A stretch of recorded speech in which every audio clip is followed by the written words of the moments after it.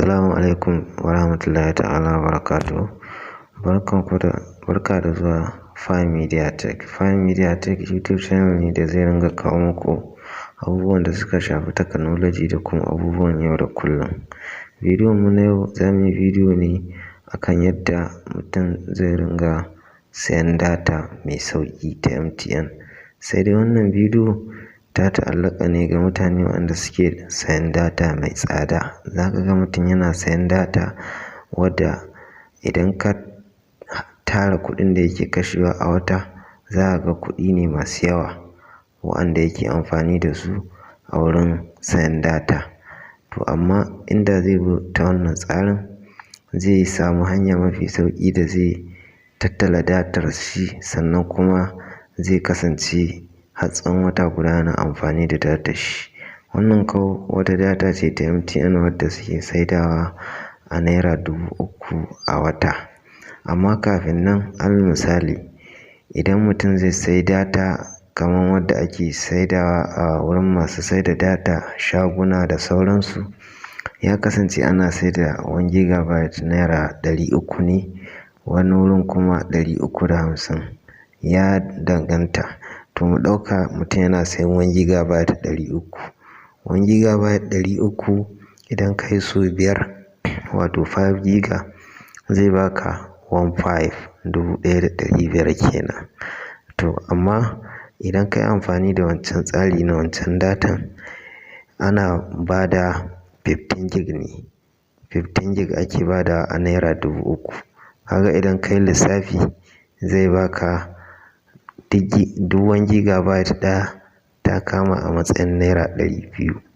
Sai dai shi wannan tsari da MTN suka ɓullo da shi, idan ka sai 15 gigabyte ɗin a naira 3000, to ba za su baka wannan 15 gigabyte ɗin ba duka. Sai dai kullum za su ringa baka 500 MB daga cikin wannan 15 gigabyte ɗin. Kun ga in kai lissafi zai kama kwana 30 kenan. A wannan kwana 30 ɗin zai kasance ka cinye duka wannan data taka. Sannan kuma wani abun lura shine, idan yau suka baka 500 MB sai baka ƙarar da ita ba, tana nan, za su ɗora ma a rana ta gaba da 500 MB 1 gig kenan. Ina ga sun yi haka ne domin su taimaka wa mutane wurin maganin ɓannata datar su da suke yi. Amma idan mutum ya san yau 500 MB gare shi, zai yi ta talata ya amfani da ita, in ma ta ƙare sai ya haƙura sai rana mai zuwa. Kaga a haka mutum yana da hope cewa yana da 15 gigabyte a wata. Amma hakan zai yi aiki ne tunda kowa ya danganta da yanayin yadda yake amfani da datar shi. Ita wannan data ana danna lambobi ne kamar haka a wurin sayanta: *131#. Sai ka danna kira a layinka na MTN. Idan ka danna kira, sai ka zaɓi number 1, lamba na farko. Idan ka zaɓi lamba na farko, za a nuno ma ga su nan daily, weekly, monthly. Sai na 4, 2 to 3 months. Sai na 5, always on plans. To wannan na 5 ɗin wanda aka sa always on plans, to shi mutum zai shiga.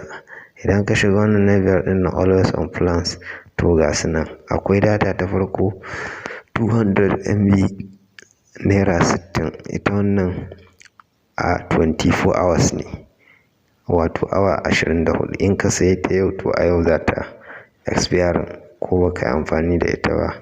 Inda ya wuce yau shi kenan. Sannan data ta biyu ita ce naira 120, wato a matsayin MB 450, wadda ita ce take yin kwana 7. Kun ga ita ma wannan tana da sauƙi ba laifi.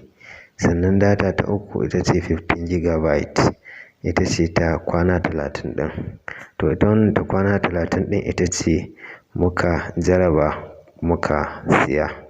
Kuma idan za ku lura, idan muka zaɓi kamar na ukun da yake mun riga mun siya, za su nuna mun cewa mun riga mun saya. Amma bari mu je a messages ɗinmu wanda suka kawo mu, wanda suke nuna mamu cewa mun sai wannan datai. Ku ga abin da suka nuna mana. Yauwa. To wannan shine messages ɗin da suka mana a lokacin. Gashi nan ranan bayan sayan datai sun nuna yellow, you have been credited 500 MB daily data from your always on 15 GB monthly plan. To a haka a kowace rana za su turo ma 500 MB har ya kasance ka cinye datanka idan kwana 30 ya cika. Na gode. Ku kasance da Pi Media Tech domin samun videos waɗanda za su faɗakar da ku da kuma waɗanda za su sanar da ku wasu hanyoyi. Sannan kuma muna neman shawarwarinku a bisa irin videos ɗin da kuke so mu ci gaba da kawo muku. Mun gode.